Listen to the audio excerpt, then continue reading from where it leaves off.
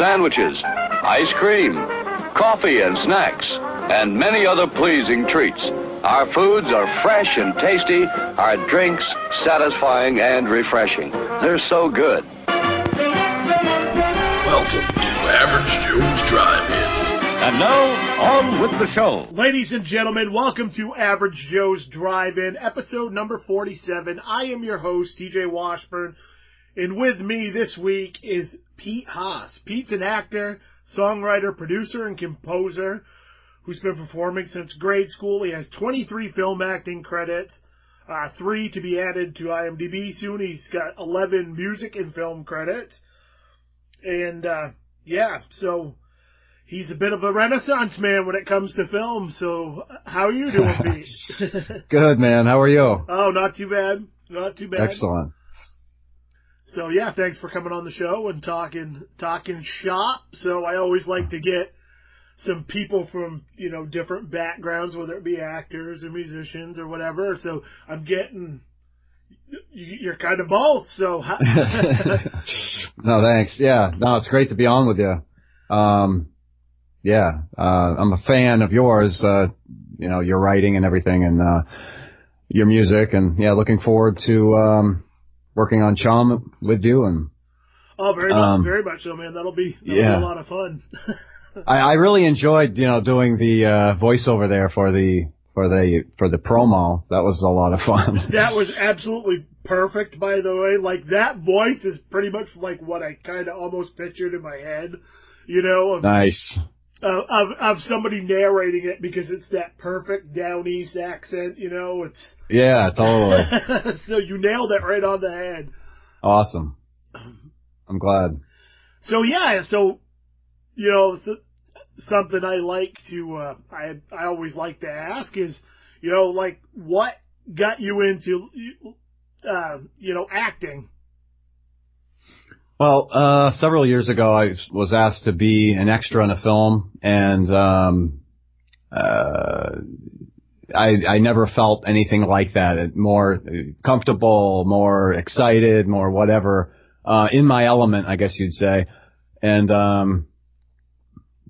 so from there, that kind of planted the seed, and it wasn't actually until, I don't know, a couple years later where I got a featured zombie role actually in Night of the Living Dead, and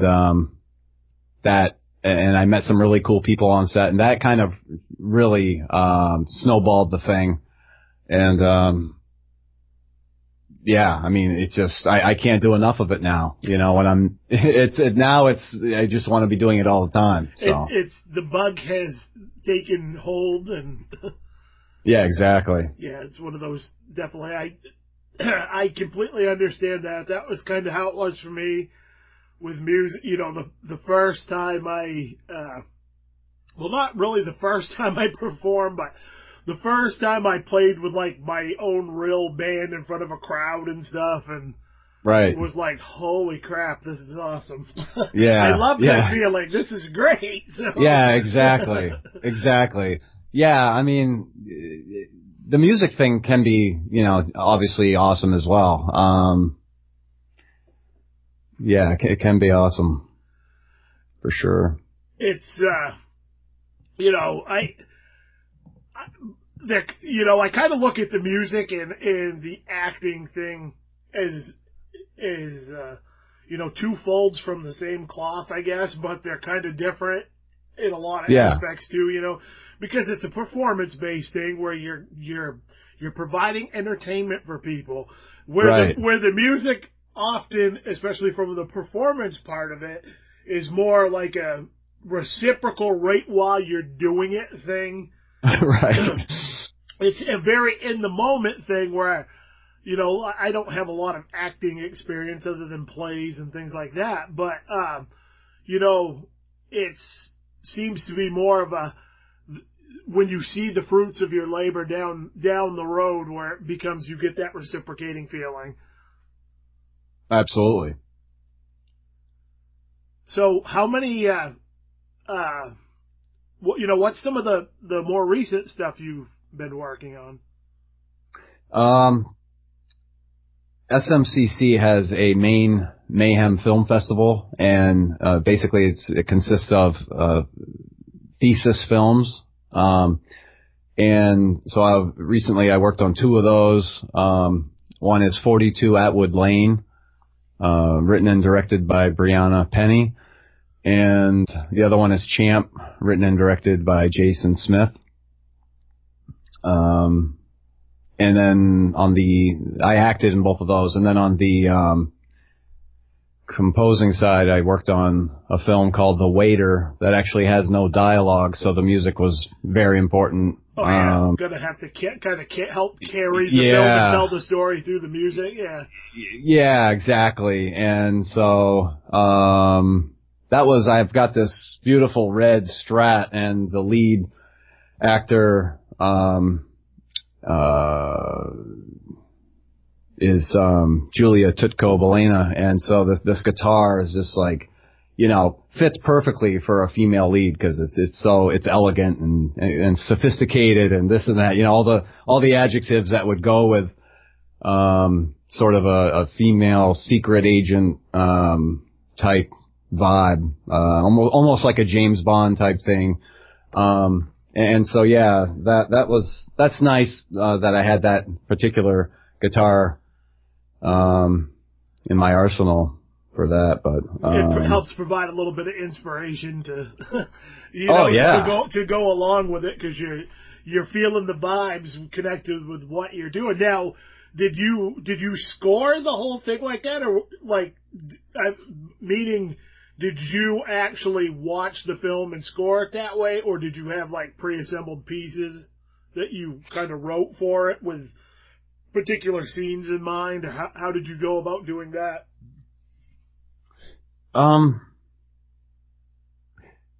Yeah, it evolved a little bit where I worked on it on my own first, here and there, like kind of what I thought would, and then as we were sending the stuff back and forth and getting a feel for, communicating, I'm like, well, so then we kind of developed this whole thing where we want her to have her own instrument.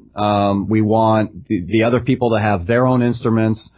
So it sort of became like Mozart's The Magic Flute, where all these different, people have, all the different characters have their own instrument. And so, and then when they... Right, essentially that's their voice, is their instrument. Yeah, the instrument exactly. is their voice, right, where exactly. there's no dialogue. Yeah, exactly. And so then, the coloration, the vibe of it would change based on the energy of the scene, of course, and so might get a little rougher sounding or whatever if the scene calls for that.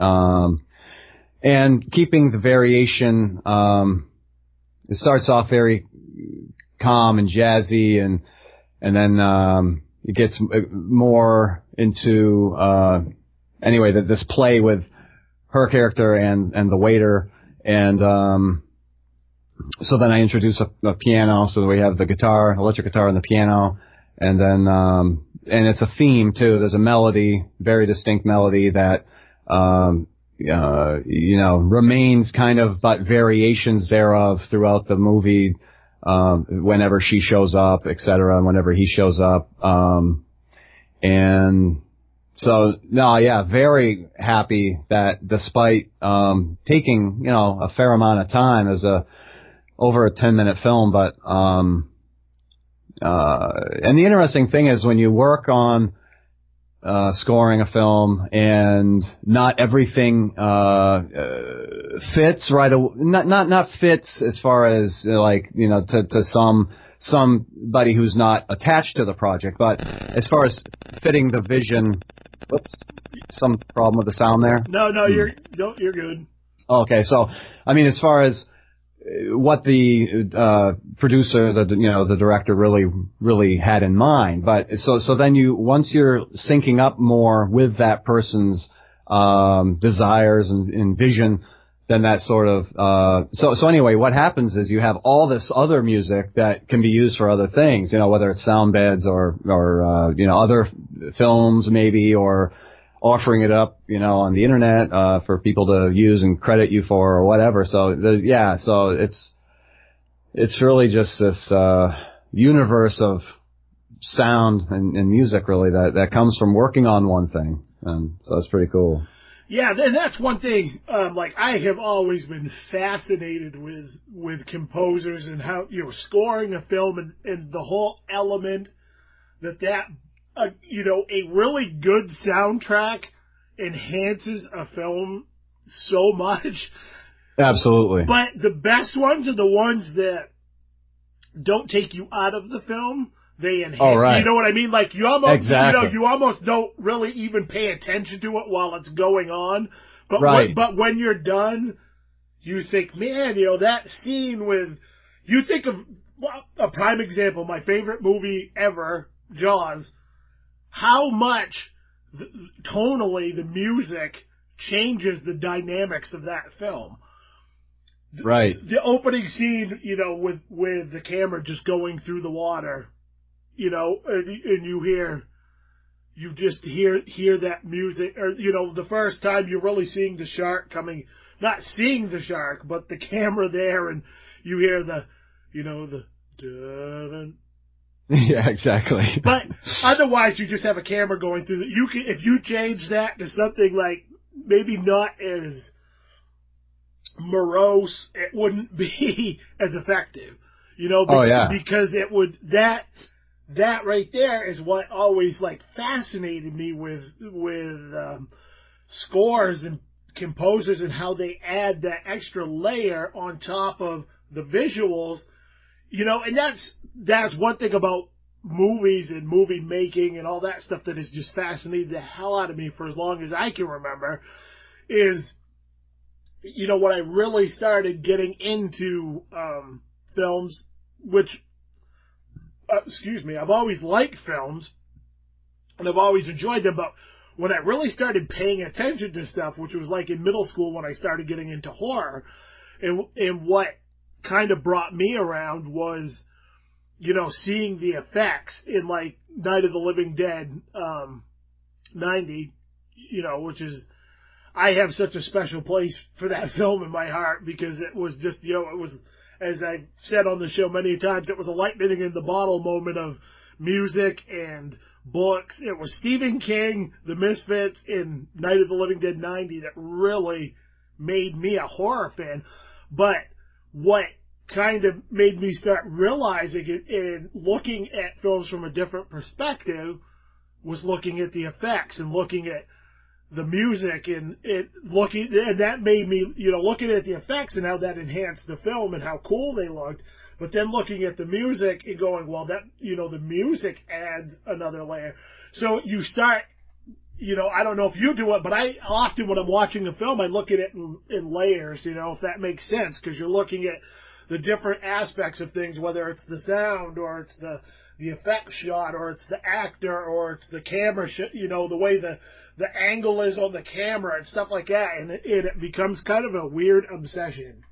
Oh yeah, absolutely. I mean, the lighting, the ambiance, the total atmospheric, you know, yeah.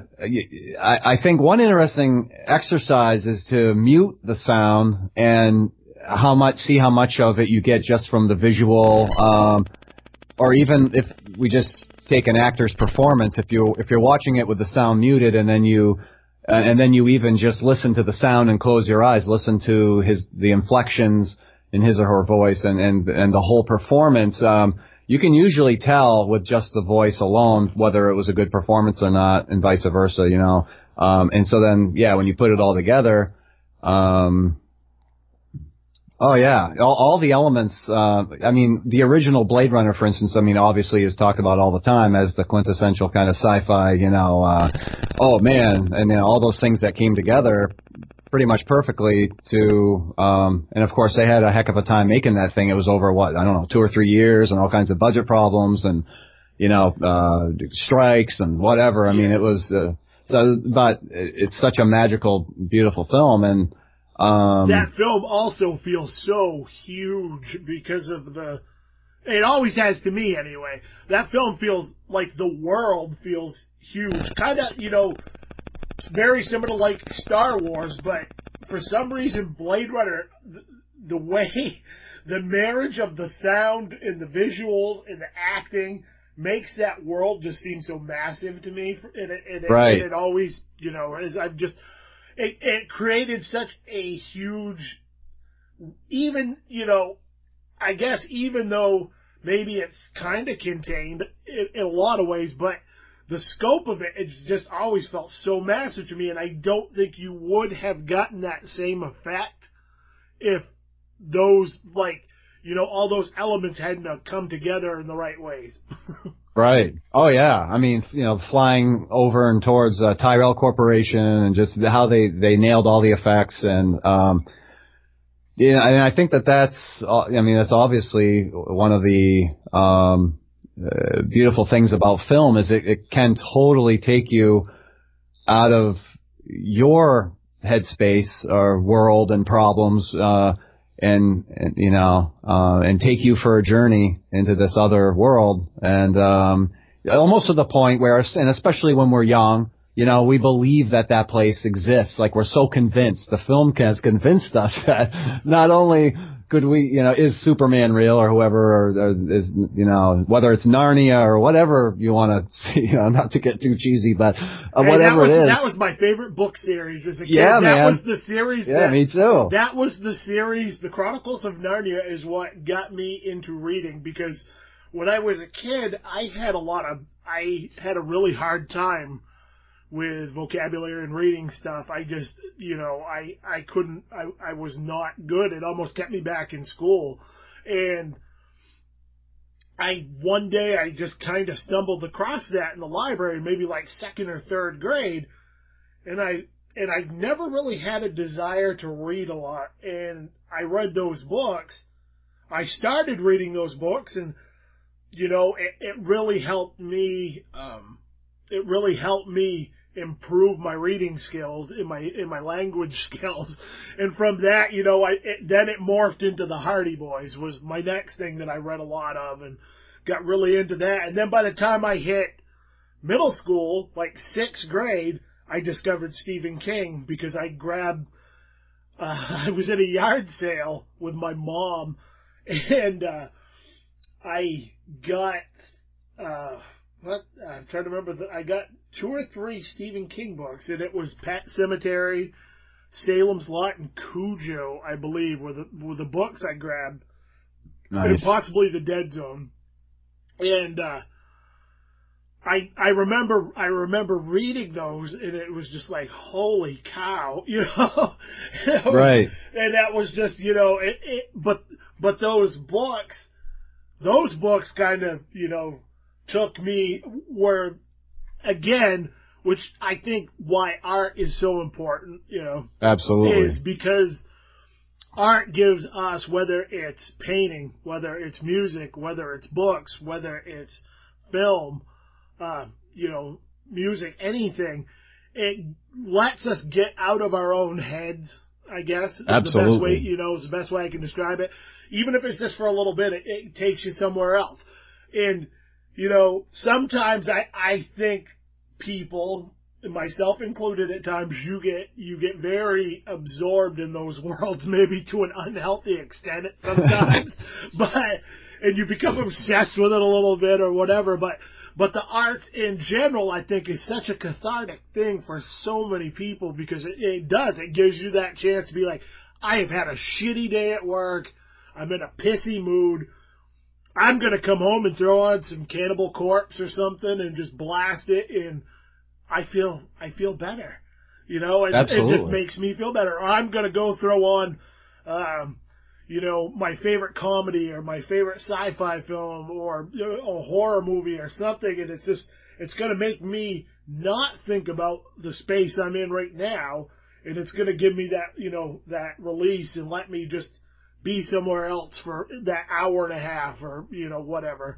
And that's such a powerful thing. And that's why I think for as long as I can remember, I have been obsessed with art in general in all facets, you know? Oh, absolutely. Yeah, exactly. You know, and I think that some of the, what's the word? I watched a movie last night, and I don't even know if I should say the name of it, so I won't, but And it was at Redbox, and I rented it, and it was supposedly, this really funny thing, and it had some actors that I respect, and then, the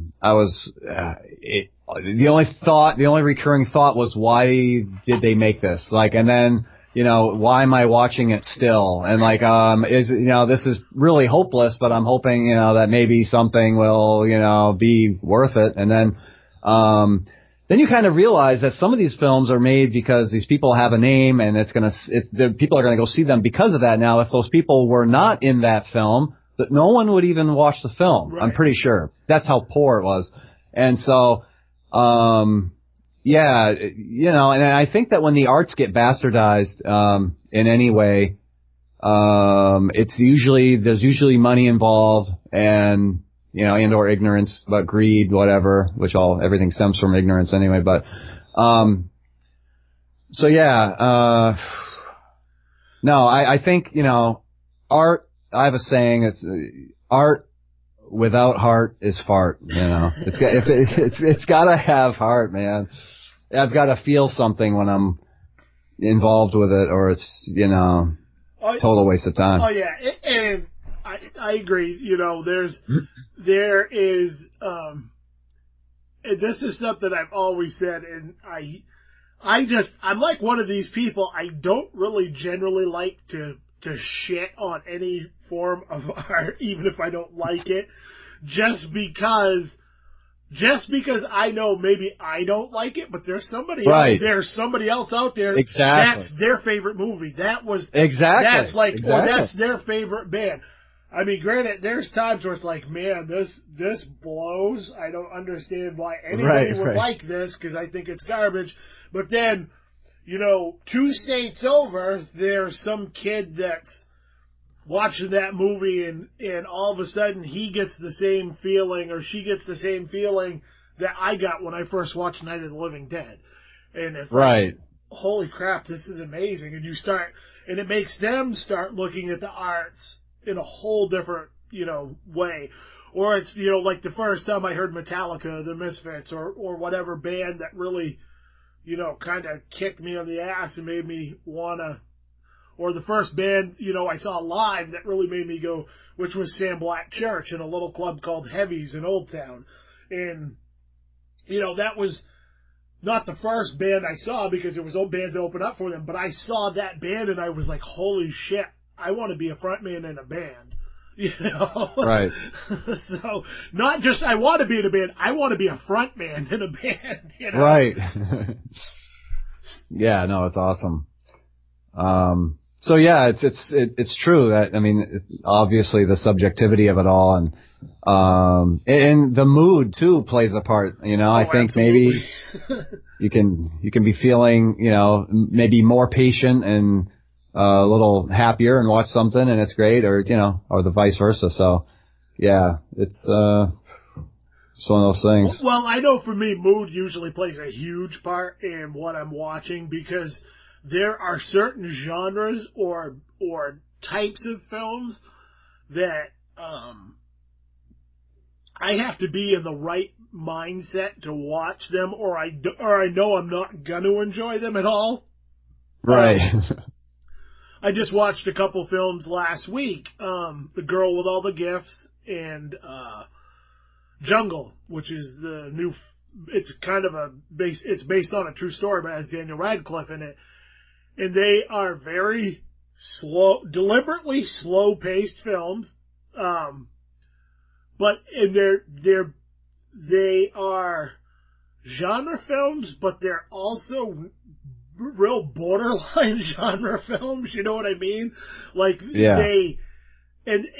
I know those types of films, while I love them right to death, they're not the type of films I can just throw on and watch, because if I'm not in the right mindset, I know I'm going to get 20 minutes into it and I'm going to shut it off. I'm not going to watch it. Where it's like, all right, I want something I don't have to think a lot about, and it's going to make me laugh, even if I've seen it like 8 million times. And all right, I'm going to throw in Return of the Living Dead, or whatever the film happens to be. But you get in those moods, and I think, and that's why I always try to, especially with new films that I haven't seen yet, but I kind of know, like, I get the vibe of what the type of film, they are. And so I won't watch them until I'm in the right mindset to watch those films, because I know if I'm in that right mindset, that's when I'm going to get the maximum enjoyability out of that experience. Yeah, totally. Yeah. Did you ever see The Beaver with Mel Gibson, just as a kind of a side thing? No, but I actually forgot all about that. I remember seeing a trailer or something for it, and I was like, what in the hell? Yeah, no, it's actually, I really liked it, but yeah, it's really cool. So now from an acting standpoint, is there, because that's the thing about acting, and which has always amazed me, because like I said, I've never really been much of an actor. Like I've done, a short fan film, and I used to act in school plays and stuff here and there. But do you,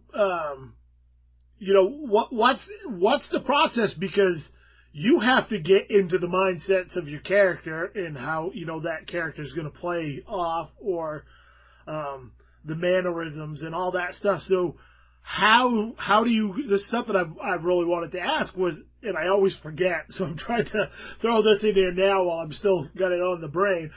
How do you go about preparing, both like mentally and like analytically for parts? Well, I think some of it is sort of almost empathically, as you reread the script and you're really focused on the scene and the energies, you sort of, that's part of it. And I think that there are certain doors, if you will, that, we can open within ourselves, whether it's to a dark place or a happy place or any place really, that especially if we have a similar life experience, and that's kind of the method that I follow mostly is, Sanford Meisner talks about being in an imaginary situation. So being yourself, but in an imaginary situation, how would you deal with that? And as this character in these circumstances, how would you deal with that? And there are other things that you can do. You can take other methods and other for instance, from this one book that talks about audition for your career, not the job. It talks about crafting for auditioning, but a lot of it stays the same. It's like for each scene, you pick a cliche that goes with the scene, so you write that down. You write down any expletives. So like if the boss is an asshole or something, you'd be like, if you're in a scene with somebody that's a real prick, you could write prick real big, like I'm going to react as I would in real life to somebody that's a prick and in this scene. And then so you might think back, okay, I remember when I told this guy off and how good that felt. And so I'm going to put myself in that space, but in this other scenario here and just let him have it, but with whatever the lines happen to be, of course. And then,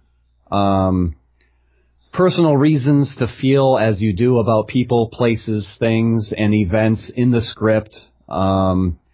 Physical and vocal adjustments. So really looking at the lines and saying, because there's so many different ways that you can say something, right? And I think it's the way, not only the body language, but a way that we, which words we accent in a sentence yeah. and that with us, the right? inflection of your voice says so much. Right. And then it's just like writing lyrics or writing books, as you know, in both instances where one word can totally make or break a song. Oh yeah. Like it's like, oh, why did they use that word? And I think it's those songs that are written so well that we keep coming back to that really hit us and pull at our heartstrings and everything. And so another thing is social dictates. You can look at scene titles because you're getting clues from all these things. First moment cliche, as ifs. So if you have a relationship or with somebody in this particular scene, and it's as if they, are that drunk stepbrother that just keeps, asking me for money all the time so you can get or whatever it is, and then physical adjustments. So, do you have to gain weight for the thing? Do you have to walk or, differently? Do you have to maybe do you have to be maybe in a wheelchair or have a cane? Do you have to, act really bravado? And so you got your kind of your chest up and you're kind of like, your nose, your head up, like you're just, everybody's, nothing compared to you. So, I mean, there's all these different things that you have to think about really, but then you have to not think about it and just be living it once they say action. Otherwise, the camera picks up everything. That's the thing, and that's why. Yeah, well, I think it's a confidence thing. You've got to have confidence in what you're doing just to let it happen and know that you're going to do the right thing.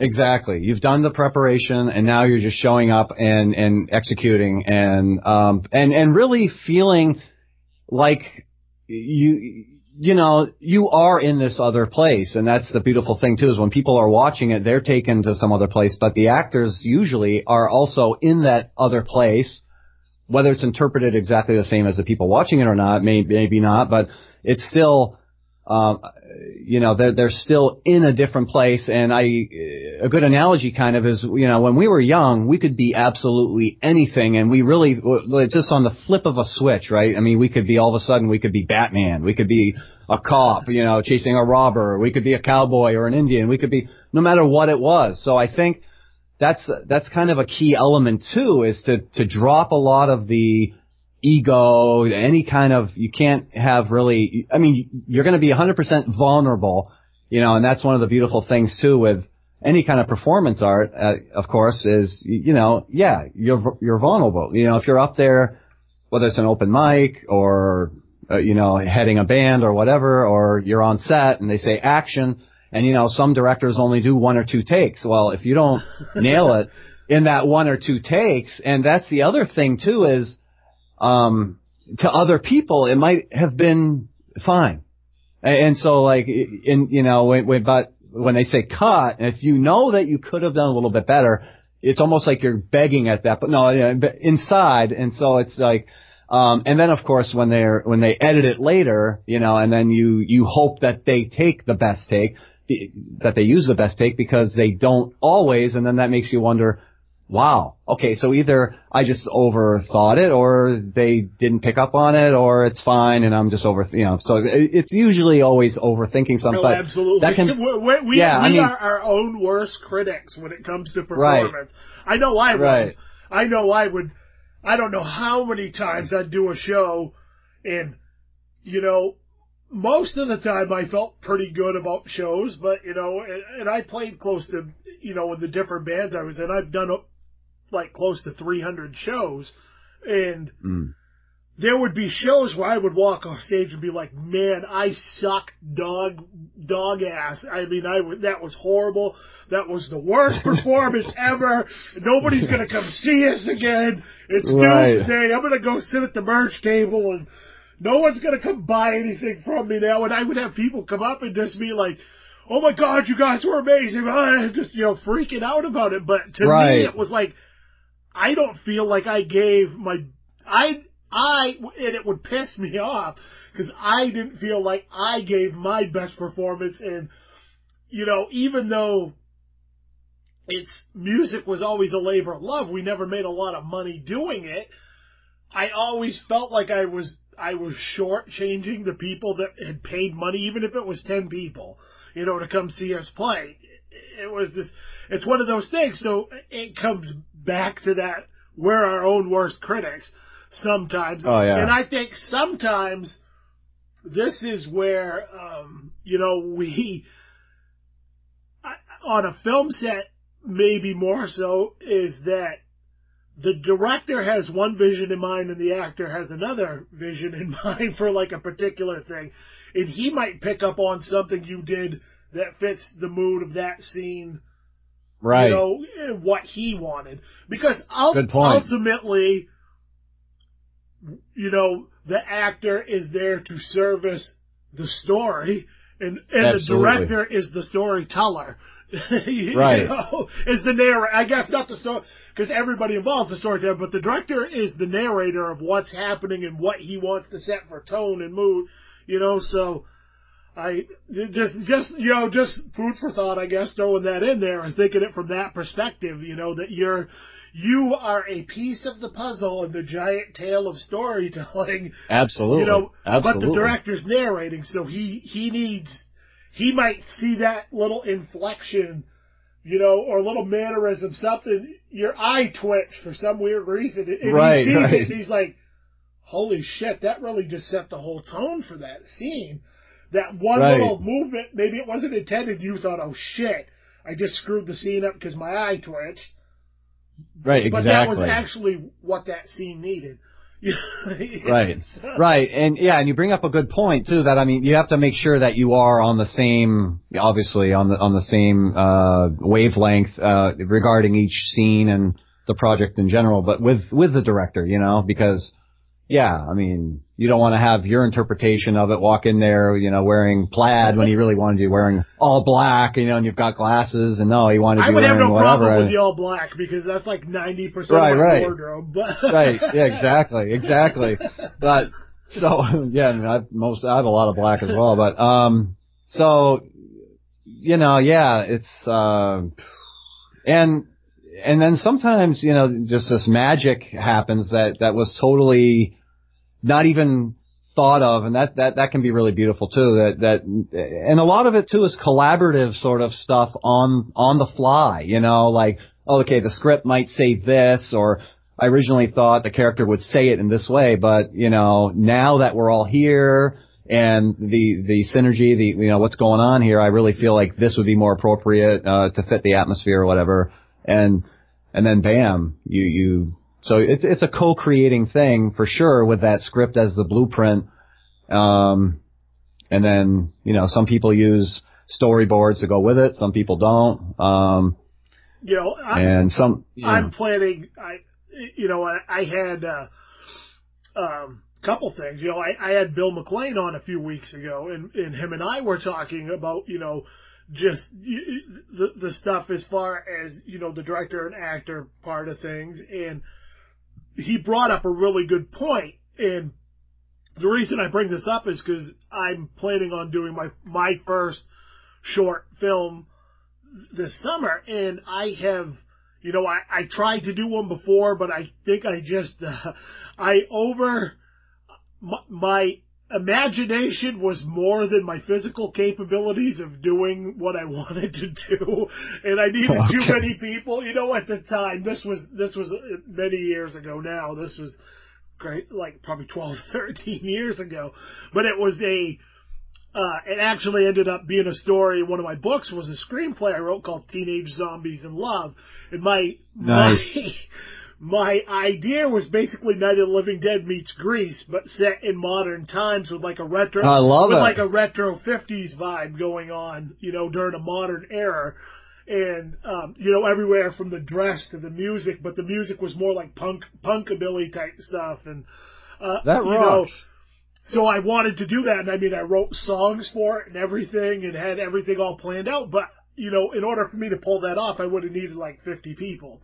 And at the time, and I had like one really crappy camera, and it just, we did, and this was something I was talking to Bill about, is we did some read-throughs on the scripts, and everybody that was not everybody, but a good chunk of the main cast, come over, and we kind of did almost like a dress rehearsal where we all, threw some stuff on, and there's actually some pictures up on my Facebook page if you can find it in my, I think it's called like Back in the Day or something. If you look, and we're dressed up in like the greaser, outfits and like the old school 50s dresses. The girls had stuff on.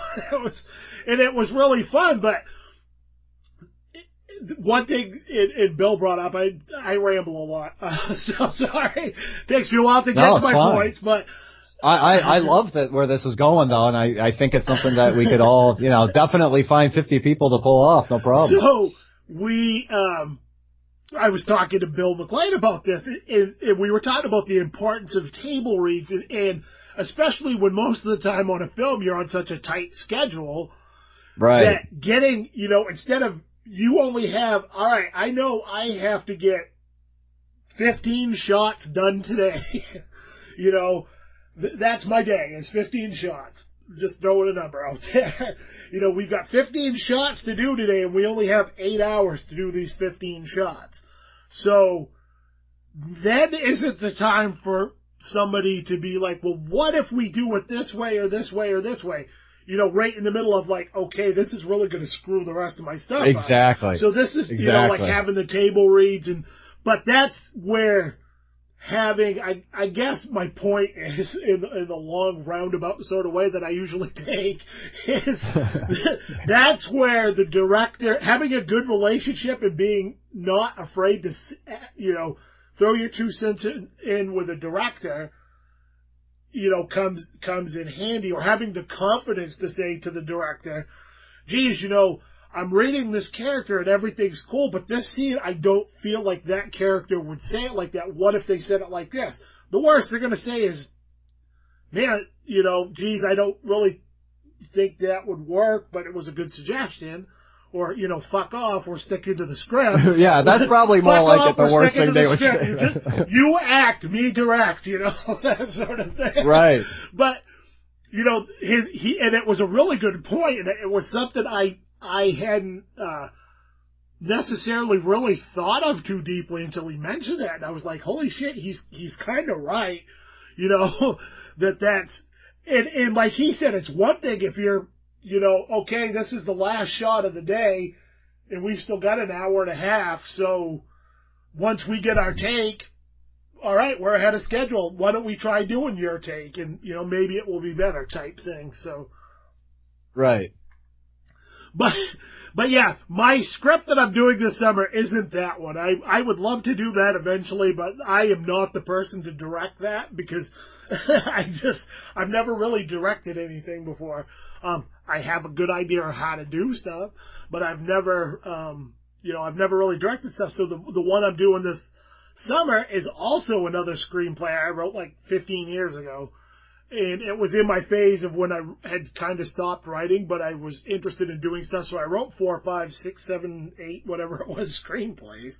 And a good chunk of those actually ended up being, I turned them into stories for my book, The Legend of North Lake. The Legend of North Lake, which was a Sasquatch adventure story type thing, was originally a screenplay. Teenage Zombies in Love was originally a screenplay. So I had some other ones and I reworked it and I want to shoot it and I changed some of the dynamics around, but that got me thinking about storyboarding. So I have my shot set up, have an idea. So whoever's running the camera at least has an idea of what I want for shot setups, but it also got me thinking about doing the table read thing and, how important that is, so when it comes time to actually do it, we're not wasting a lot of time because I'm probably not going to have a ton of time to shoot this. Right, and table read is especially now, I treat them a little bit more like a rehearsal where I'll use whatever voice and whatever I plan on using or whatever energy a little bit more, because sometimes table reads are treated just as everybody reading through it. And in kind of a monotonal, which is okay as well. I mean, to make sure that you can, pronounce the words and whatever. Right. Or just talk about if there are any questions or whatever. But, yeah, so I mean, table read / rehearsal, I think ideally, especially if people don't like to do many takes or any safeties or any whatever, they just like, boom. Rehearsing is good. Absolutely. But what we find happens a lot is we're kind of on our own for all that stuff, when you look at professional actors, I mean, they've got they have an acting coach, they have a dialect coach, there's probably multiple scripts, there's well, yeah, and I mean, and so and usually they do work with the acting coach and dialect coach prior to, and then oftentimes during productions, and so this is something that a lot of people may not realize is, amateur, if you will, or lower budget stuff is actually, it's very challenging because you don't have any of that support system going on. Really, like you show up and it's on you. Well, you can either do it or you don't. Well, right, I agree, and I think from what I've seen and the people I know that are involved in the film community, I think a lot of times people are wearing multiple hats on indie shoots and lower budget shoots because, Dean over here may be one of your supporting actors, but when he's not in the scene, he's also your grip or your boom operator. Or, exactly. So you don't have the luxury of having a crew of 50 people for a 6-person cast, Right. Right. No, and I mean, and the fact that everybody usually does it, pro bono and stuff. I mean, it's a beautiful thing. It's a great community. And where I really do believe that we're doing it, there's no question we're doing it for the right reasons, because there is none of that. It's not a lucrative thing. It's just everybody, we have to do it. It's like breathing to us, if we're not making films, we're dying, basically. I absolutely understand that 100% because of, like I said about the music thing. I played in some fairly regionally successful bands and played some awesome shows and stuff like that, but like I said, we never made a lot of money at it. The last really serious band I was in, we had signed a contract with a management company. They wanted us to start touring, and we basically were going to make $100 a night. And when I tell people that, they're like, $100 a night per person? That's awesome. No. I said, no, not $100 per person. $100 a night for the whole band. That's gas money. Basically, we'd be doing it for free and basically covering our costs. I booked shows and did all that stuff for years. And you would be amazed at these bands, and you look at these bands, and you're like, oh, my God, this band's huge. They want a record label. And they come in, and they're like, my buddy Eric from the Movie Freaks podcast nailed it on the head. They'd be like, hey, they would get drink vouchers because they didn't even have enough, they'd get each band would get 10 drink vouchers or whatever. Because they literally did not have enough money to buy a beer. Or they'd say, hey, dude, we have no money. We just spent our last $15 to get here for gas. Could you buy me a beer? I'd be like, hell yeah, dude, But being in a band, I know that wasn't bullshit. That's really how it works most of the time. It makes you appreciate. I think it just makes you appreciate things more because it's one of those things, those people that do it because they really love it and it's not just a paycheck. It would be nice if you loved it and did it for a paycheck too, but you can usually see who's genuine and who isn't. Right. Yeah, and I think, I wouldn't be surprised. I'm just assuming, and from the sounds of it, if let's say a band gets signed or whatever, and then all of a sudden everything costs more. It's like, because they have certain agencies, whether it's you're paying a manager, you're paying a tour manager, you're paying a road crew, you're paying a publicist, you're paying paying the studio, People don't realize and be like, wow, man, they sold 100,000 albums. Yeah, but that basically covered their advance that they used to record the album with and tour, Right. But, I mean, it's like all of a sudden they're going to some production, bringing in some video production company that would charge 10 to 20 to 50 times more than what, maybe you could have found people locally to do with professional enough equipment. And had a great, if you look at that Dead Season video, Cancer, that Ellis Ducharme did, that is such an awesome video, and it's like, so you have people making pro-level videos. Corey Norman that did the Last Chance to Reason and Contortionist videos, and a bunch of other bands. Those videos look amazing. I haven't. I want to. If you can send me the link after to those, I'm really curious in checking those out. Shout out to real quick. I need to do a real quick shout out to my good friend Michael Lassard, vocalist from the Contortionist, former vocalist for Last Chance of Reason, on all the Contortionist awesome success and tours and shit they are out on now. If you like progressive rock metal, they're definitely, I think, more on the rock side than the metal side. But check out the Contortionist.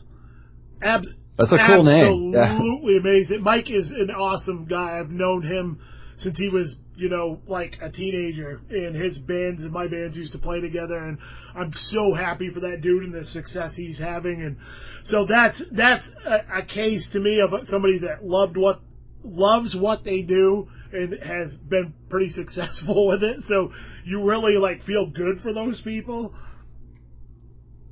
Oh yeah.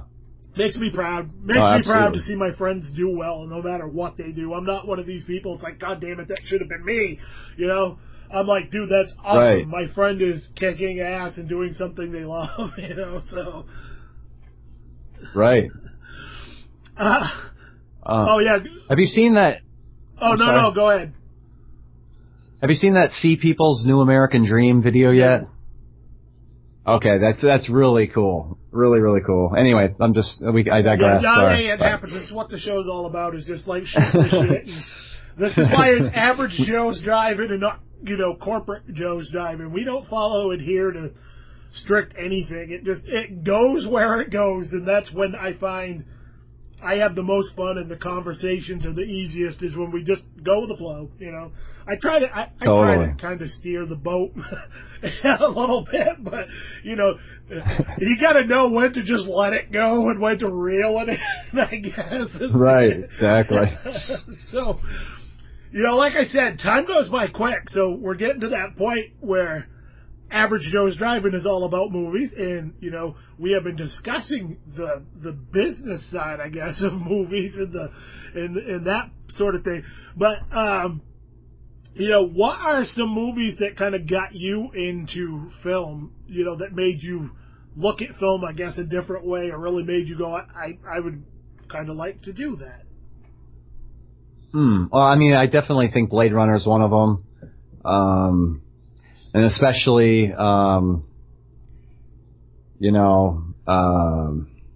what's his name there? The replicant, at the end, Roy Batty, especially Roy Batty's monologue at the end on the roof there before he dies, I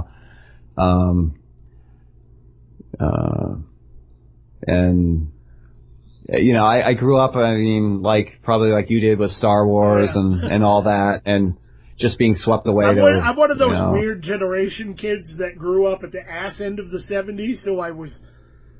Yeah, me too. I was exactly. born in '78, so I'm on hitting 40 this year. But okay, I'm a couple of years older than you, but yeah, no. So I grew up in that. I'm in that weird generation that I love a lot of stuff from the '70s, but the '80s were my jam. But I was also young enough in the early '90s that I kind of got wrapped up in this weird 3-decade long, obsession of things, of just being where it was still all relevant to me and I could appreciate it. But you know what I mean? Sometimes you feel kind of removed from a certain decade. I don't relate to the 60s so much because that wasn't my decades. But the 70s and 80s and 90s, man, those are my wheelhouse. Right.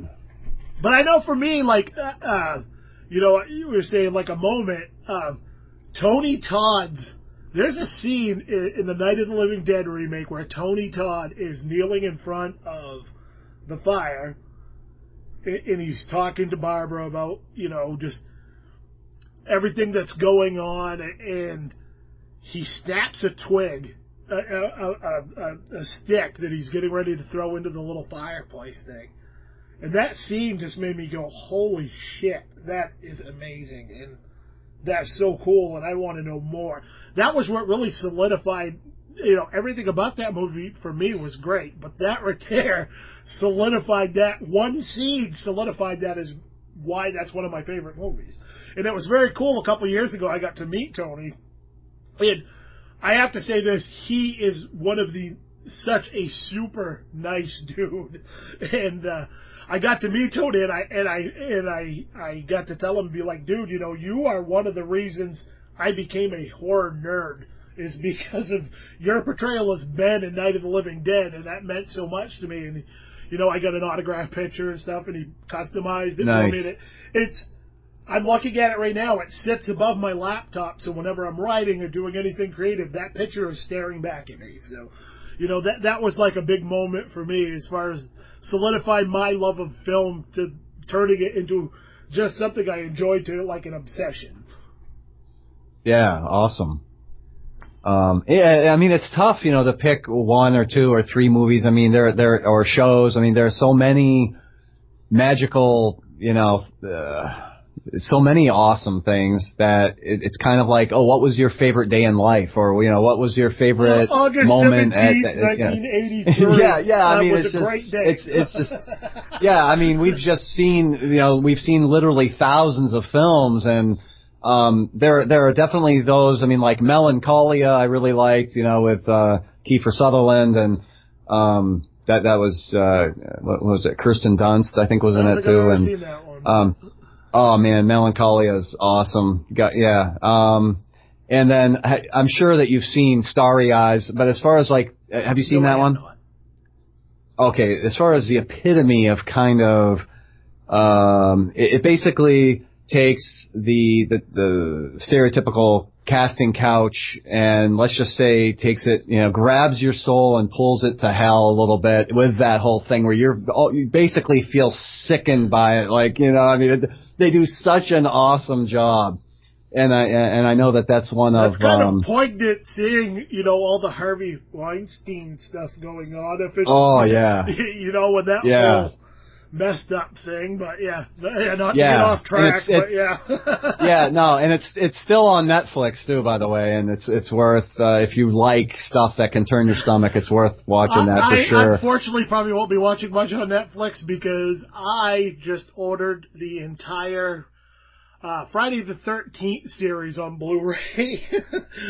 Nice, there you go. The first 8 movies remastered with all the bonus crap, and it just came in. God bless Bull Moose.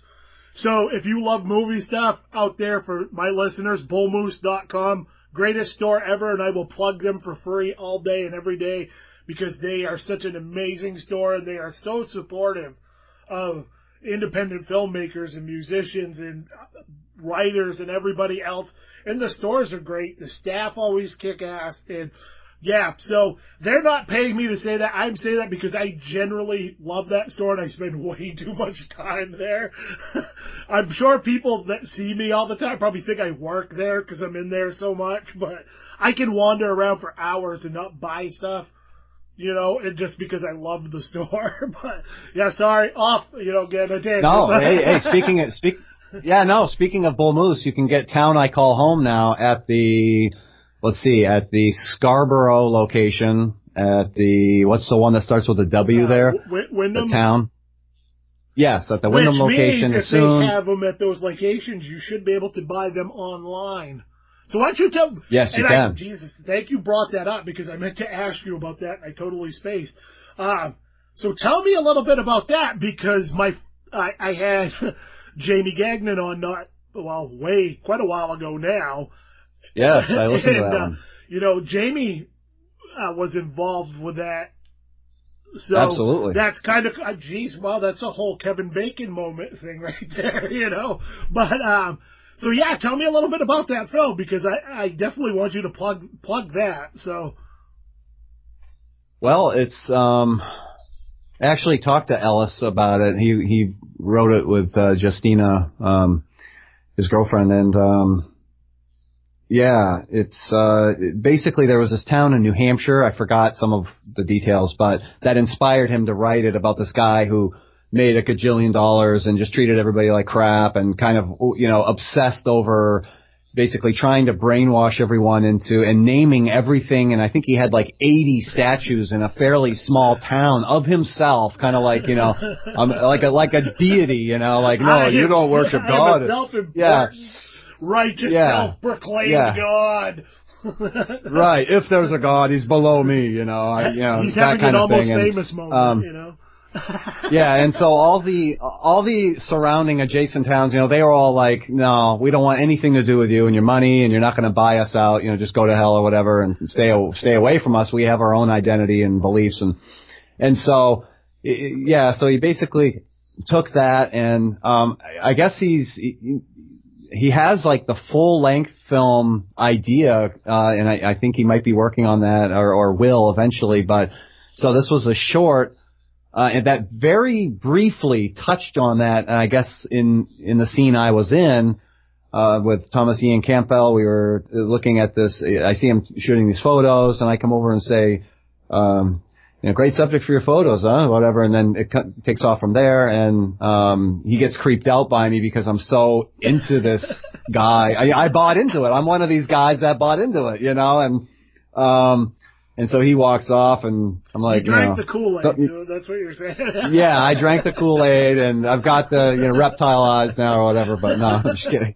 No, and so, so that filmed in. Oh man, what is the name of that town? Way up there. Was it? Oh man, what is that mill town? Just a sec, I can open. What is the name of that? Not Richmond, not Raymond. Just a sec. Litchfield. We're playing Name Those Main Towns because that's always a fun game. So. Yeah. Okay, so it was Rumford. Rumford, Bob. Rumford, Bob. Yeah. Going out drinking some Way up gurgly, son. That's right. That's an inside man exactly. joke for, I'm sure no one's going to get that outside of my main listeners. But yeah, so I drove up to Rumford. Have a pit party. Yeah, and then the other scene was on Peaks Island, actually, at the some Baptist church, Peaks Island Baptist Church up there. And yeah, and that was sacrilege. I mean, to anyone who's religious. So we had the fog machine going, and we had us up there with these demonic emblems on our hands and insignias, whatever, and just kind of basically pentagram type stuff. And now, yeah, that was it was a lot of fun, and yeah, totally. I love that film, actually. I mean, everybody did a great job on it. I am hoping to snag a copy of that at some point so I can watch it, because I'm very much, like I said, knowing you a little bit, knowing Jamie and you guys being involved with it really makes me want to watch it even more so, just because. But, I love to try to support Maine cinema when I can, too. So it's because there's so much talent in this state that just needs a voice, I guess, needs a way to get out there a little bit, because I think Maine has a pretty cool little film community from what I've seen. Absolutely. And, I'd love to talk real quick about this film, Champ, that I helped get some of the cast together, and I think this was what I saw you posting, doing trying to shoot up for casting call on. Well, yeah, I was trying to, I was basically just sharing, Jason's post, but, the long and short of it is, and yeah, cause I can go all around Robin Hood's band too. So, but to make a pretty long story very succinct, and of course I just made it longer now, and I'm making it longer as I'm talking about making it longer. So anyway, I love how people do that, but going the long way, Bob. We taking the back road. We ain't hitting the interstate. Yeah, exactly. And so anyway, the film is about a kind of a down and out defeated boxer who has the talent. He just doesn't believe in himself. That doesn't have the confidence, and maybe needs to work on his work ethic a little bit, etc. And so I was like, man, I was like, who do I know that could, boxing? And so I was like, this guy that I used to work with 17 years ago for a year, and so I didn't even know if he was still in the area. So I looked him up on Google, took me to Facebook, and then I went over to his boxing gym, and it was interesting because I walk in and I was like, "Hey, Mike," I was like, "Yeah, you want to be in a boxing film?" Yes, instantly, just like yes, and he lit up like the sun, you know. He's just like yes, and then he says, and he's like, "Hey, Justin, you want to be in a boxing movie?" And so then, you know, his protege, this guy that's going pro next, his next fight in Skowhegan here coming up, and he was like, yeah, absolutely, whatever. So it was just interesting because there was all this serendipity, you know, that just continued to flow and blossom into this beautiful thing. Yeah. And so I was like, okay, so I've got these scenes, you know, I asked Jason what scenes should I audition with them, and I got the scenes. I took my little video camera and I went over there, and I shot the scenes.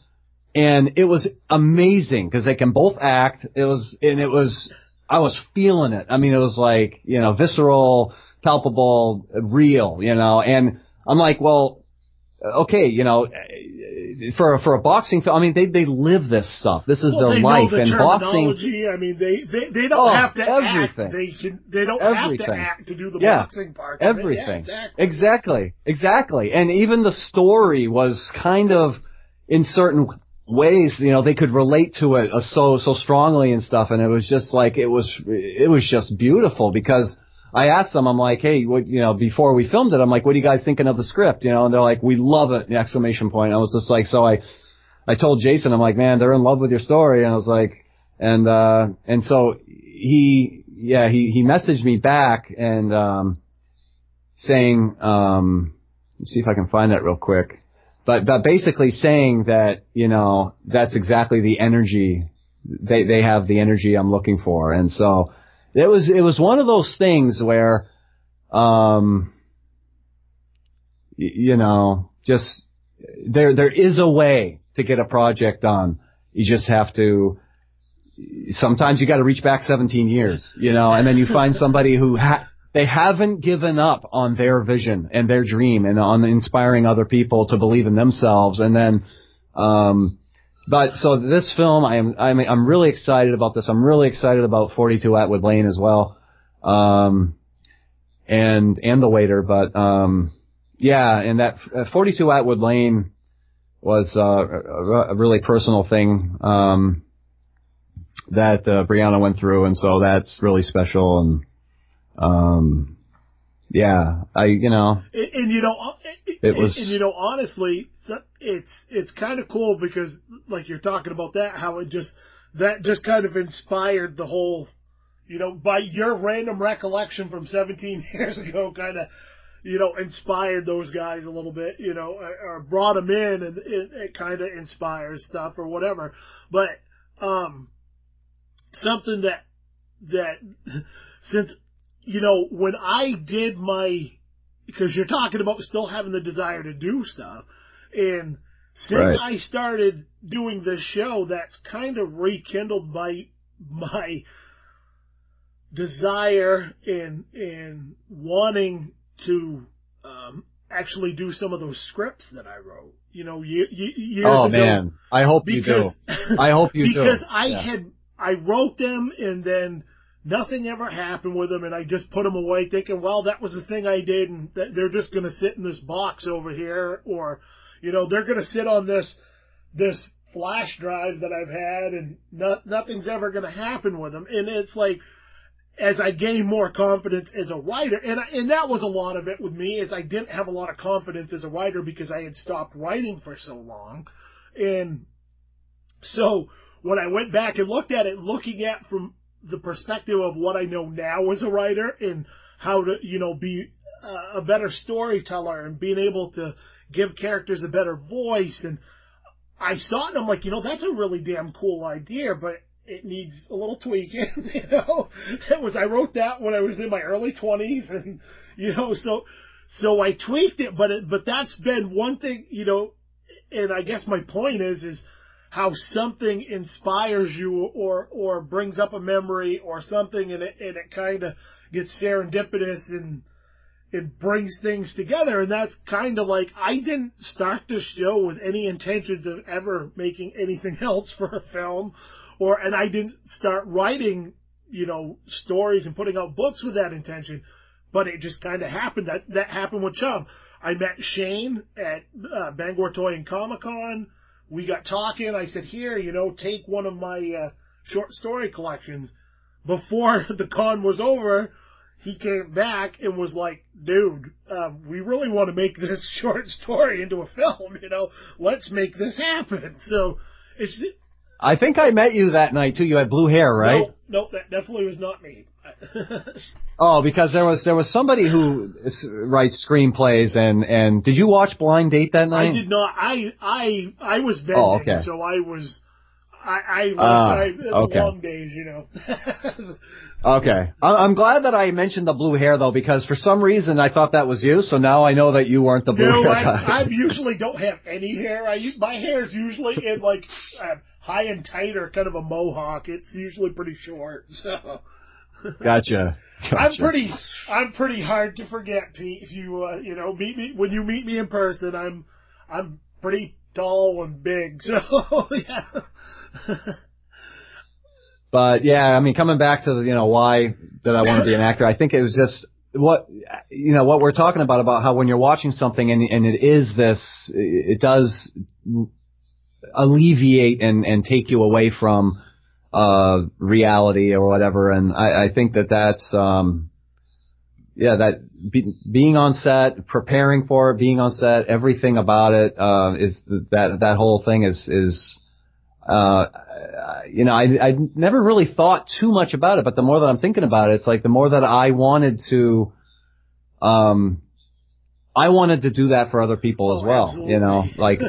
have them feel, and I think, I was doing a lot of that with music, but, I think that's really at the heart of, especially the acting thing is, let's go on a journey, and this still might be a film about problems, but it might not be your problems, and if it is your problems, it might help you through it too, because we're going to see this character eventually hopefully triumph. hopefully triumph, or worst case scenario, it's they take a way out that nobody wants to, and you can learn from that too. So yeah, you can always learn something from a decent film. I think you can always learn something from it. And to me, that is always one time. And I don't hate to always bring this back to me, but I had somebody one time, and I'm not going to name names or anything like that, but a fan of my band, one of the bands I was in, and they came up to me after a show, and, they basically told me that there was a song on our CD that pretty much kept them from killing themselves. It was just awesome. Like, holy shit. Awesome. Awesome. Yeah, it was just exactly one of those things that it was like, I will say this until the day I die. I played a show for 11,000 people. I got to play for I got to audition for record companies at the Hard Rock Cafe. I, was on TV. I was on the radio. The proudest moment for me of being a musician was that right there. That still means so much to me that I impacted somebody. And it just is because I kind of can relate to that because growing up, there was moments, I wasn't the most popular kid in school. I didn't have a ton of friends. A lot of times music or movies were there for me to make me feel better and kept me from doing stupid shit, that might have maybe not so drastic, but kept me from doing stupid things that might have got me in trouble or led me down a really dumb path. So, and that's such a powerful thing, and that's why I continue to this day to love music and movies and art and writing, because it does have that power to, kind of change somebody's life. Oh yeah, absolutely. It's beautiful when we can inspire and be inspired and hopefully enrich in one way or another, even if it's just, okay, at kind of the one side of the spectrum is like just plain entertainment, or it's just mindless fun or mindless whatever, and even if there's not a lot of substance to it, it can be, if it serves a purpose of making that person laugh, then that's healing, and that's gold right there, even. So, a lot of things have, but it's thinking about when you were talking about the music and the impact that has on people's lives, and, I don't know, how we can try to dissect this a little bit more, where, a lot of bands, and especially in the grunge era, and I'm going to pick on that for a minute because it was very drug, alcohol soaked. It was very depressing. It was very self-loathing and kind of, it was very suicidal. It was very destructive, and I do remember actually being kind of influenced in a negative way by a lot of that stuff. So I do think that we have to kind of pick, what we do have to be careful what we're listening to, what we're watching, what we're this and that to a certain degree. And I'm not trying to be Mr. Whatever here, but that does come, you have to be, and especially when we're younger, I think we do have to be kind of like aware, or if we're parents or whatever, kind of like, well, God, you're getting awfully heavy into whatever this is. And then if you look at the lyrics and they're talking about shooting up and blowing their brains out, then it's probably... My favorite bands were like Slayer and Metallica and the Misfits and Cannibal Corpse. So I'm not probably the best example, because I don't know. Those bands, while those bands' lyrics might be violent, I guess, to me, there's such a positive aggression to it. Right, then that's fine. I mean, one song I always used to listen to whenever I was feeling like shit and nothing was going to get better was Fade to Black by Metallica. That's a pretty damn depressing song. It's about suicide, Right. But that song made me feel better because as weird as this may sound, it made me realize I'm not the only one that feels that way, type thing. And that was a powerful thing for me, and it made me feel better because I knew I wasn't alone, type thing, or. Right, and at least they're still singing it, or they're still around playing music. I mean, it's like, there's that. Like, if he can get through it, and he was feeling that way, he's still around. I guess, why the hell can't I? Hatfield can do it. I can do it. Right. Speaking of suicide, and I think it's important because you never know, man. Somebody might just be on the edge, and if they're hearing this, check out the trailers for and the Facebook page and website of Suicide: The Ripple Effect, and Suicide: The Ripple Effect. And this guy is awesome. He jumped off of the Golden Gate Bridge, and it's some number like 99% or something of people that don't make it. And anyway, the rest of the story is just is beautiful, but it's for a lot of people it's obviously not beautiful. But so he's there as a beacon of hope and inspiration, and he's going out and trying to tell as many people as possible that even if you're having the darkest, crappiest day of your life where you feel more alone than alone, and you just feel like, whether you just feel like everybody thinks you suck, or you feel like everybody whatever, or you're just paranoid or whatever it is, don't give up,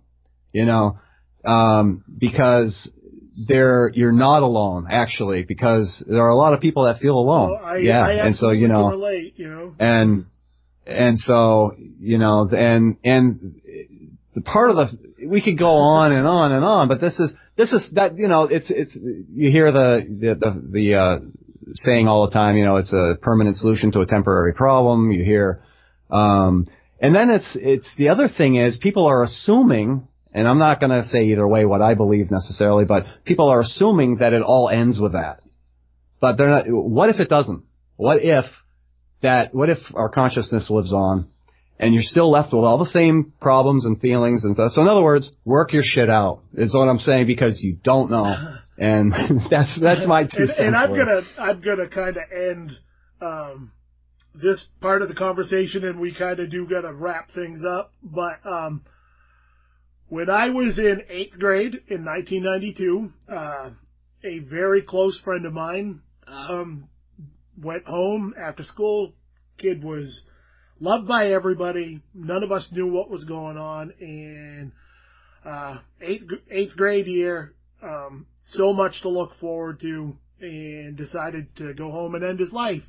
And June 10th is 22 years. So there's very little time that I don't go by that I think about him and like, what if, he was still around, and I don't know exactly what went on or why, because that's really not my business. That was for his, family. But there is, whether you realize it or not, there are people that care about you. And, if you are having bad thoughts or anything like that, the suicide hotline, there are people that will listen if you need to talk, or don't be afraid to reach out to a friend. I would rather have a friend, in somebody that I know. I would rather tell them if I was really getting to that point or have them come to me and say, listen, I'm having some really shitty thoughts about life right now. And, I would rather have them say that than not say anything at all type thing. And I think my friends know that. I hope they know that. And I love my friends dearly, whether I say that or not. And I think that's an important thing that I'm going to wrap the show up on, is, we went way off subject here, but it's an important thing, is there's nothing wrong with telling the people you care about that you love them. Don't feel weird about it. It just is what it is, and I think people need to hear that sort of thing. Absolutely. And everybody has dark thoughts. Everybody has bad thoughts. It's just we can't get so attached to them. Just, when you're thinking really shitty thoughts, I'm thinking, no, I've got to stick around because I need to see the next goddamn Star Wars movie. So that's right. Well, that's right. Focus on anything positive, anything silly, anything whatever. Absolutely. Pete, man, thank you very much for coming on. We definitely have killed the time on this. Not a problem. And man, I'd like to thank real quick.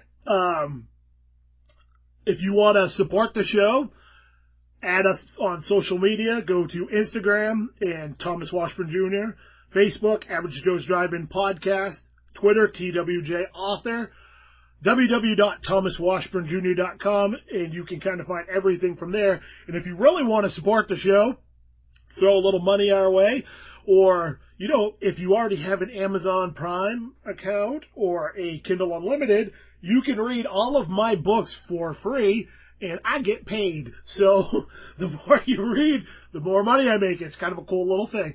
So, Pete, before we go real quick, also I want to thank my sponsors, the Maine Cannababes, because they are some awesome ladies doing some really kick-ass things. MaineCannababes.com to keep up with them. And they are hard to keep up with because they are doing a lot of awesome things. Like I said, they just did some stuff for this coming 2019 calendar they're going to be working on, and there's all kinds of cool information there. So please be sure to check out MaineCannababes.com for that stuff. Pete, is there any websites or anything that you want people to check out where they can get in contact with you or find you or anything like that? Sure. PeteHaase.com. Pete, HAASE.com. No hyphen? Yep. No hyphen. Also, we're going to end the show with a song of yours. You have been listening to Average Joe's Drive-In. I'm your host, TJ Washburn. With me this week was Pete Haase. Thank you very much for coming on. I will see you sexy animals on the flip side.